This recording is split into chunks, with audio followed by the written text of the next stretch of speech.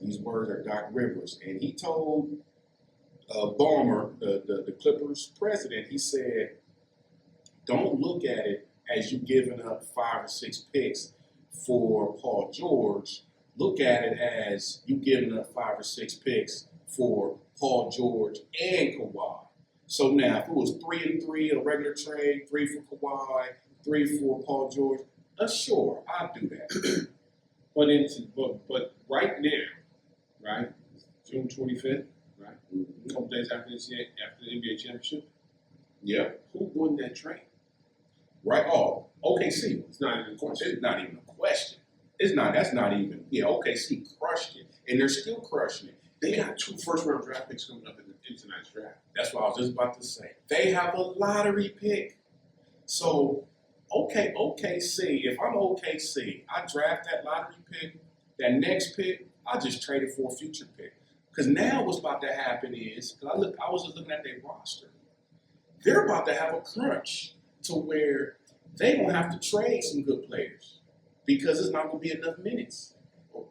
But you can always, and here's the good thing about what the NBA is doing, though. You can always put those players in the G League.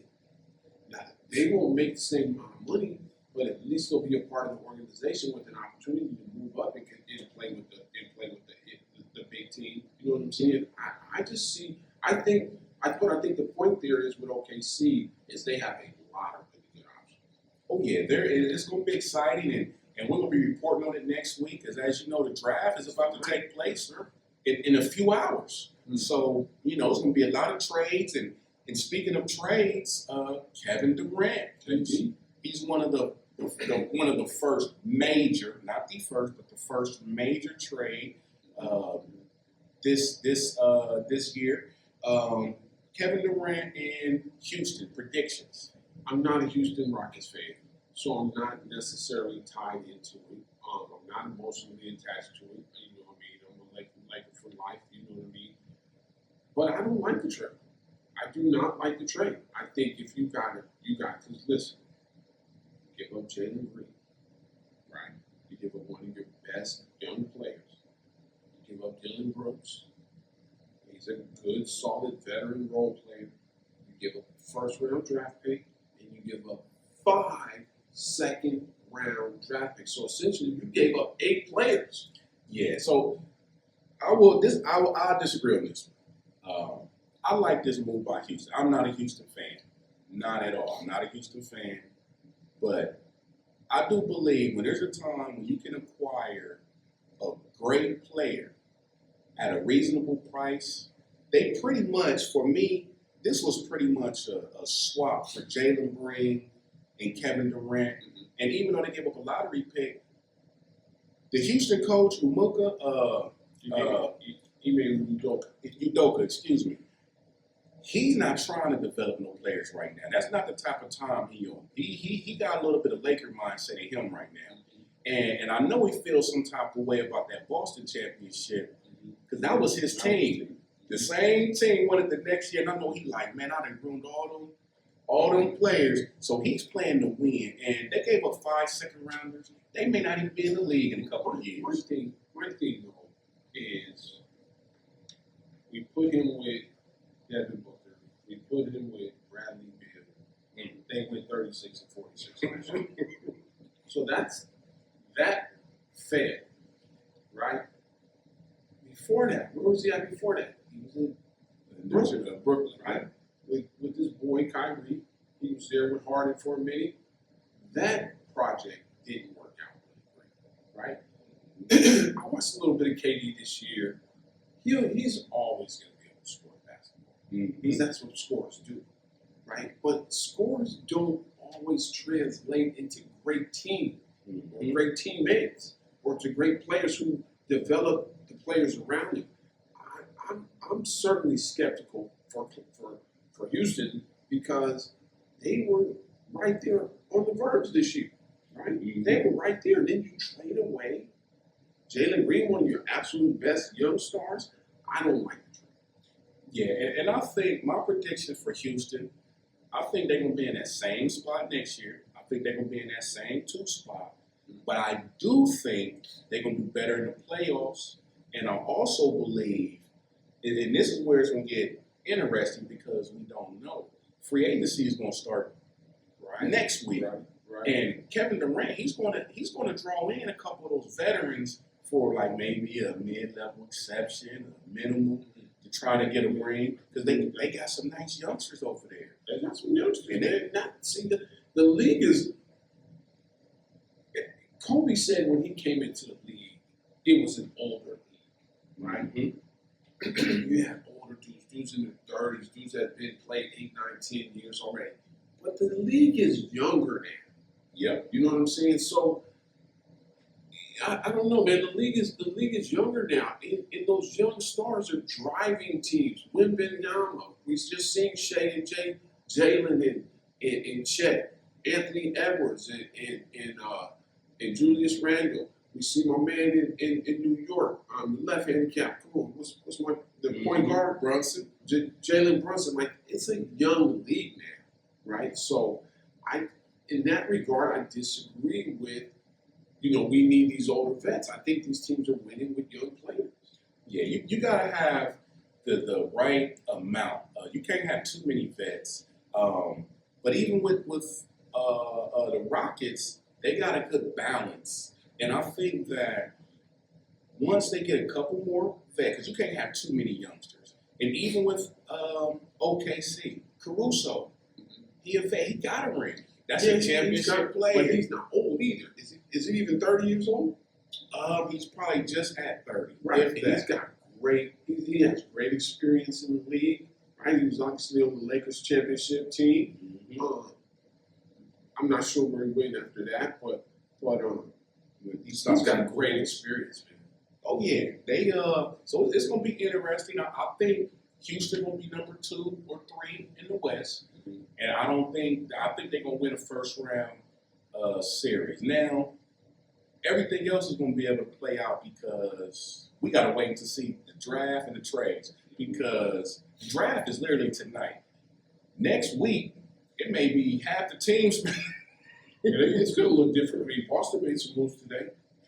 Boston, speaking of Boston, Boston is semi-tanking this next season. They going to compete. I think Boston will be one of those 6, 7, 8 seeds that lose in the first round, and that's by design because they know Tatum. They pretty much said he's not coming back next season. Yeah, that's tough, man. With that Achilles, I know. Tear, that's gonna be tough for them. Yeah, that's gonna be tough for them. Got to see where they're going, but they just unloaded Drew Holiday. They just unloaded Kristaps Porzingis, and they've gotten rid of their older players. Mm-hmm. You know what I mean? It's just I like the direction of the league because of the youth movement, and for a time I wasn't a fan of it because you're seeing young dudes come in the league but aren't developed. They're good individual players, but they haven't developed into real effective NBA players. But now we're seeing these young dudes coming in, and after 2 or 3 years in the league, they've developed, that ability to play at that level. So I like where the NBA is going, and I think it has impacted the value of older veteran players. Absolutely. So it's we're gonna be excited. We're gonna after the draft, we're gonna continue talking about it, following, getting ready for football season. And before we wrap up, we gotta talk about what's going on in this world. A lot of stuff going on. And it's crazy because a lot of stuff has went on in the last 48 to 72 hours. In the last couple of days. Here we go. Iran and nuclear weapons. Iran and Israel fighting. Trump drops a bomb on nuclear facilities in Iran. Iran fires missiles at U.S. bases. And I'm going to add an asterisk in there.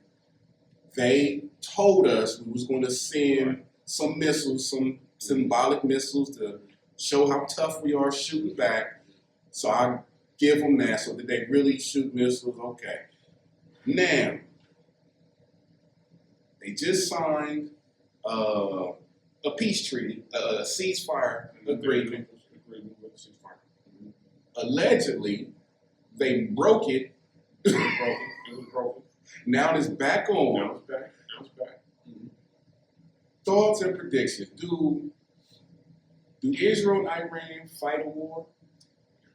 I think my prediction, right now, Iran is not in a position of strength. I agree with that. Israel has really, justifiably or not, taken the fight to Iran. Obviously, the Americans coming in and taking out or severely hampering their nuclear program obviously weakens them.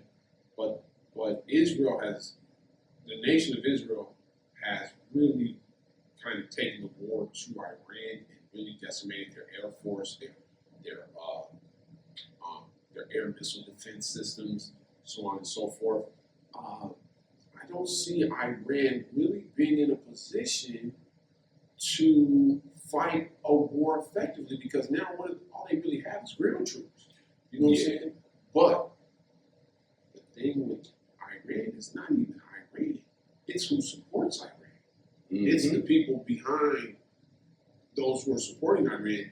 And if the Russians decide to be a part of this, now they have a chance because obviously they're going to have militias and they got a ground army. But if you bring in the Russians, now you have somebody to support you navally. You have somebody to support you, your air force and provide air force support for you, like they did in Syria with Bashar al-Assad.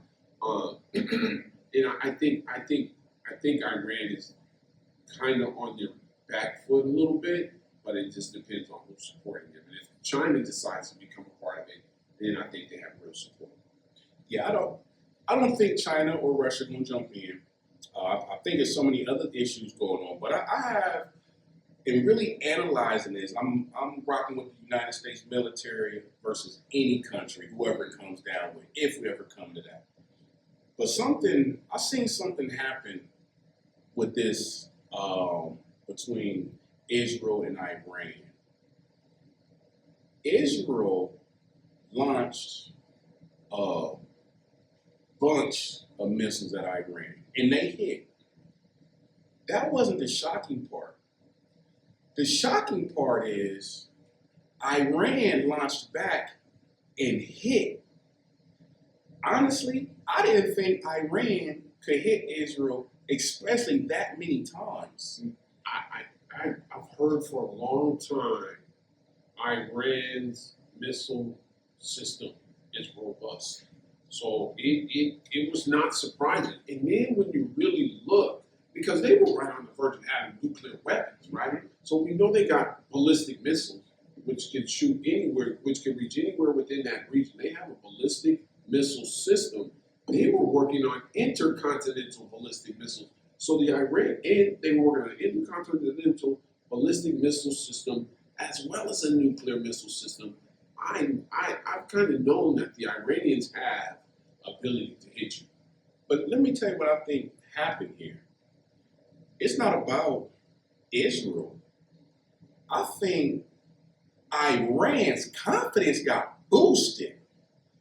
They didn't feel so, Israel, we can touch them. Mm-hmm. We hit them not once, not twice. They've been tagging them. They've been getting down.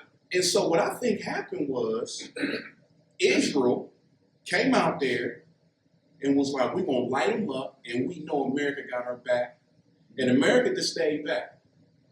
They did drop the bomb on the nuclear facilities, but Trump said he ain't trying to get his boots on the ground. And I hope not. And credit to Donald Trump for that. I know some of you guys ain't gonna like hearing that, but we're trying to keep it 100 here. We just want to be objective. We're looking at things from an objective lens. Give the man credit for saying I'm not.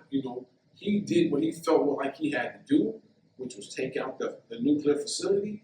Okay, hey, mission accomplished, so to speak. And if you accomplish what you were trying to do, then what other purpose do you have to continue forward with the war? Where you just want to put American troops on the ground so we can,